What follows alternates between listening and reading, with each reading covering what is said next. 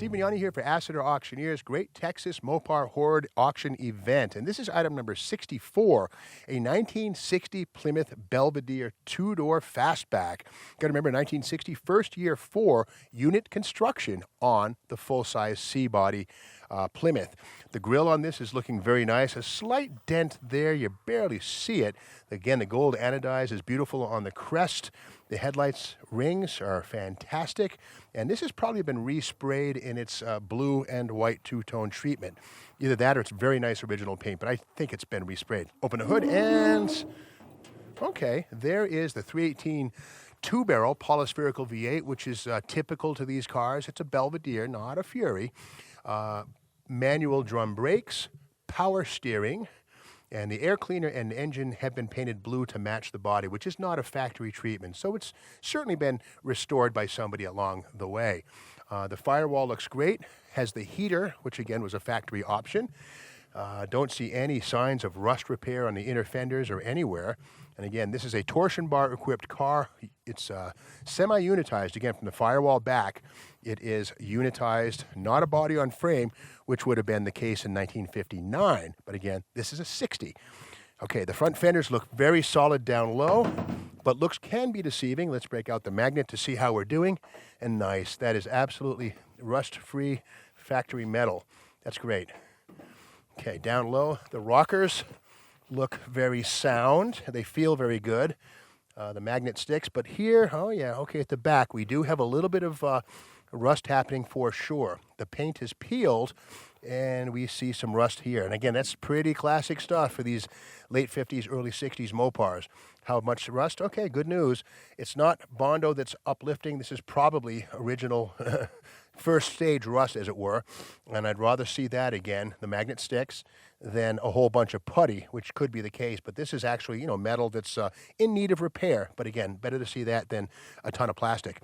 Inside, the interior looks fantastic. One thing I like is the door panels here. This foam that you see right there, that form, is very, very rare and hard to replicate. These are the original door panels, I dare say. They're in fantastic shape. That's a good thing. Inside, the bench seat is beautiful. That might well be the original upholstery. The dashboard shows the 3-speed push-button torque flight to the left of the steering wheel. And this does have the AM factory radio. Got the heater, the rib raker rear view mirror up there on the dash. But that's how they built them. Very sporting. Going on to the roof of this is a fastback. Again, the Fury Belvedere could be had in this body style as opposed to the more mundane pillar coupe. What a beautiful, graceful design that is. The quarter panels beyond that rust in the front part. These lips are very sound. The magnet sticks. That is not plastic. That's all metal. And down low here, what have we got?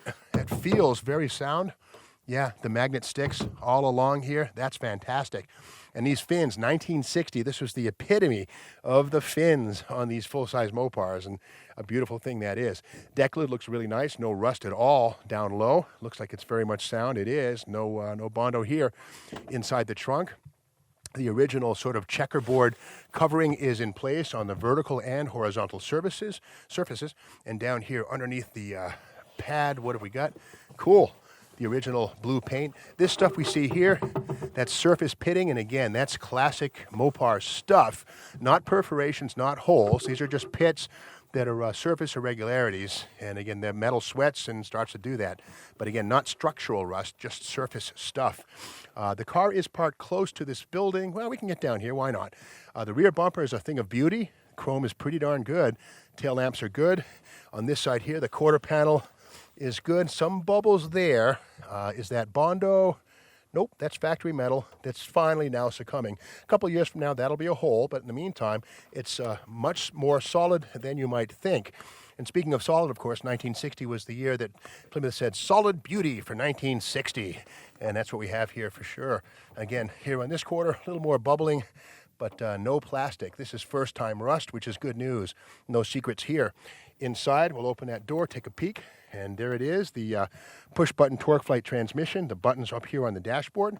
The instrument cluster, this is a magnesium casting right here, by the way, and that's in good shape. Little steering wheel, the suicide knob right there. And nice example. Let's continue up around the front fender and down low. Yeah, again, looking really good. Magnet sticks like crazy. This is not plastic. That's a fantastic, beautiful front fender. Look at that. It's come up around. Belvedere, again, the mid-model Savoy Belvedere Fury. This is a great example of a fastback. 1964 Plymouth Belvedere. Pretty much a rust-free car. This would be a fantastic driver or a hot rod. Whatever happens to it is up to you, but bid accordingly. It's nice.